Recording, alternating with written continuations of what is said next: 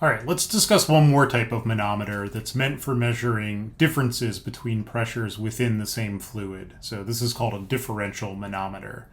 It's very similar to the manometer that I showed you before. The only difference is that instead of connecting one of the outlets to atmosphere, in this case, you connect one of the outlets to some other point in the fluid you're interested in measuring the pressure difference for.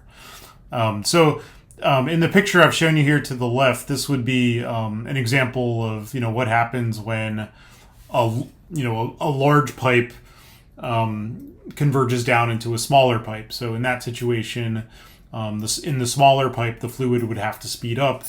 And so what we'll find soon enough is that when a fluid speeds up, its pressure goes down. And so there's a pressure difference between point A and point D in this fluid that you expect.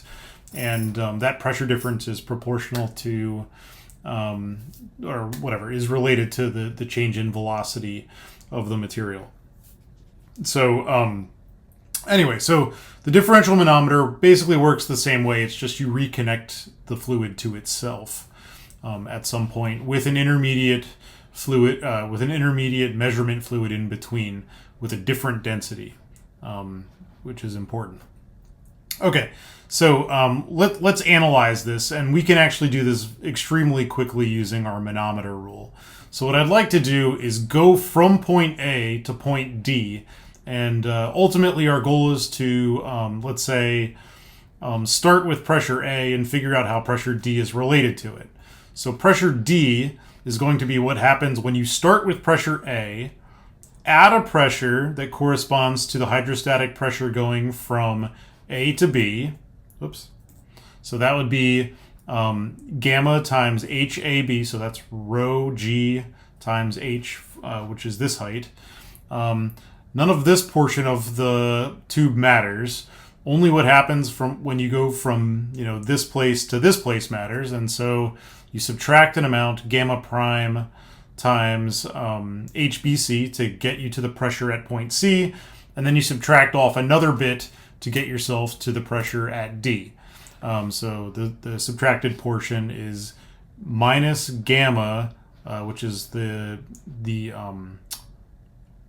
specific weight of this fluid, times HCD, and that'll get you to the pressure at D. Ultimately, what we're interested in is the pressure difference between point D and point A. One thing that I would note is that the geometries are all related to one another, right?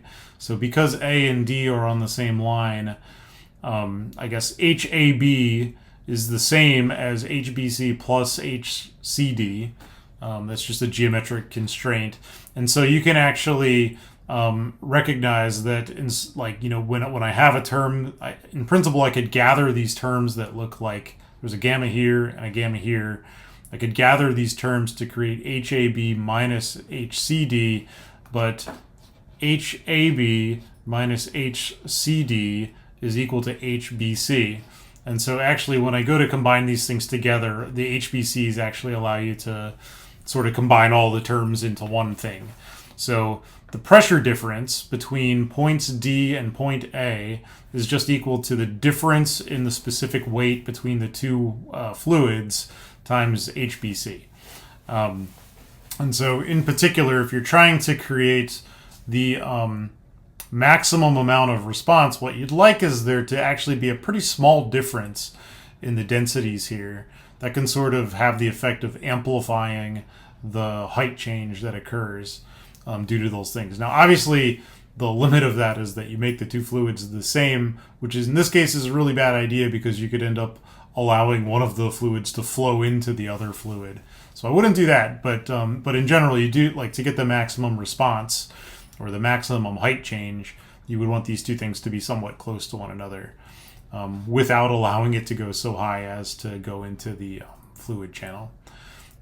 This works. I've sort of mentioned this in our last example, but this also works if the fluid that's up here is a gas. It's pictured as water, but actually oftentimes it's a gas, and you have some sort of non-vaporizable fluid that sits down in here like an oil.